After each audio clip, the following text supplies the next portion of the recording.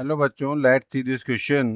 Prove that the any three tangent of the parabola whose slopes are harmonic progression enclose a triangle of a constant area.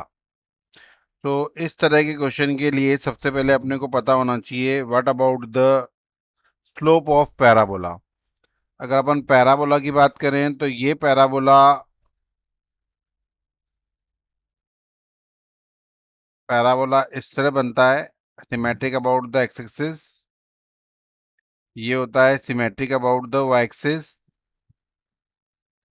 जिसकी equation एक तो होती है Y square equal to 4x और एक होती है x square equal to 4ay. But अपने से स्लोप पूछा है, तो slope is a line which make the some angle with about the x axis. तो let assume m1 m2 and m3 are the slope of parabola. और according to question m1 m2 and m3 are in hp. और hp में अगर कोई 3 number hp में हो तो condition होती है 2ac upon a plus C.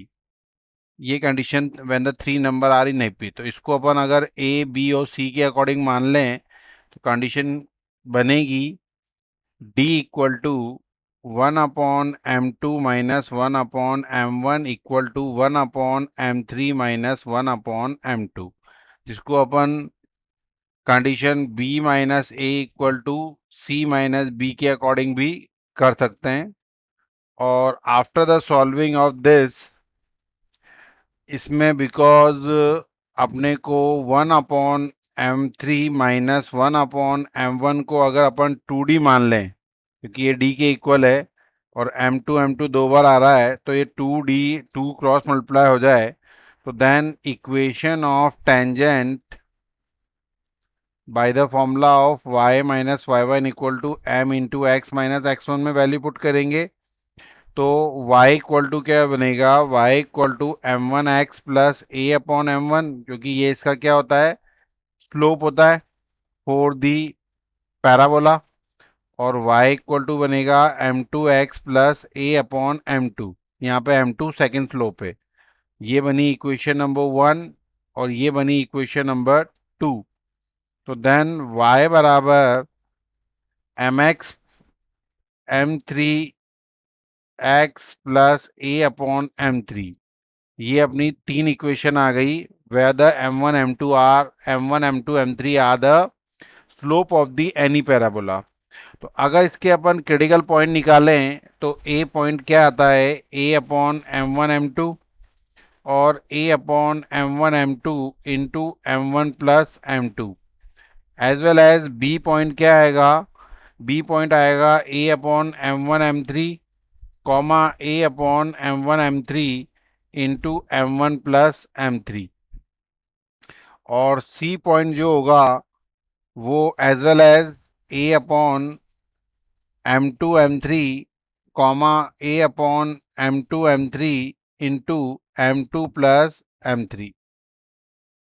Then according to the question अपने से पूछा है, according to question the harmonic progression enclose A triangle. तो आपने को ये प्रूफ करना है कि जो ट्राइंगल का एरिया होगा इससे बनने वाला वो एक कांस्टेंट वैल्यू देगा. तो एरिया ऑफ ट्राइंगल अगर अपन बात करें तो then area of triangle A B C is equal to होता है 1/2 बेस इंटू हाइट के अकॉर्डिंग करेंगे, या फॉर्मूला होता है a into B plus B into C into C, a into B plus B into C into A upon 2.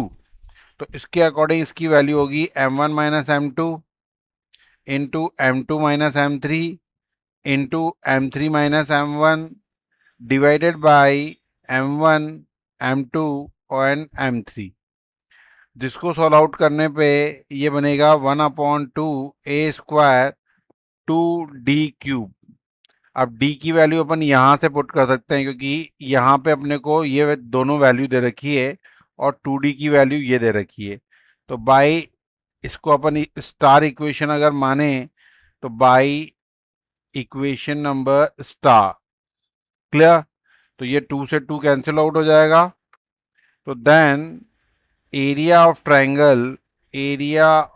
Triangle ABC equal to A square D cube, जहां पे A B constant है और D B constant है। That means the area of the given slope m1 m2 then the enclose triangle area is constant, और यही अपने को proof करना था।